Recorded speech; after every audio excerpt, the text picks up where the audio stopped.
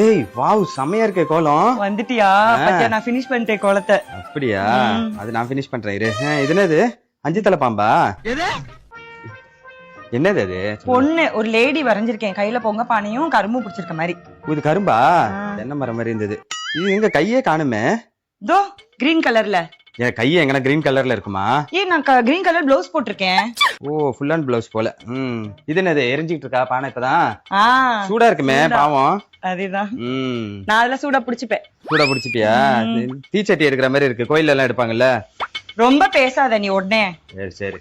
இது என்னது? இது வயர் தொங்குது மண்டையில. அது கர்லிங் ஹேர்டா, ஸ்டைல். ஓ அந்த 3 முடி இங்க வந்துருச்சு. பாவம் மண்டையில இல்ல போல. இது ஆக்சுவலா இரு பாக்குறேன். இது 2 in 1 கோலம். இங்க பாரு, இங்க இருந்து பார்த்தா 5 தலை பாம்பா, அது அப்படியே இப்படி திருப்பி பார்த்தேன்னு வச்சுக்க, இதுதான் மண்டை தான் பொங்க பானை மாதிரி இருக்கு.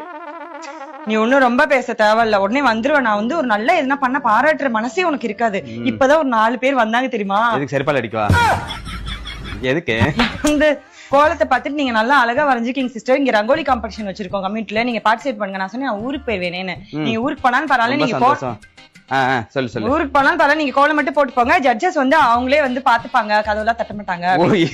இவங்க காரியத்துக்கு வந்து பார்த்தா ஜட்ஜ வேற கொண்டு வந்து காரியத்துக்கு போறாங்களா?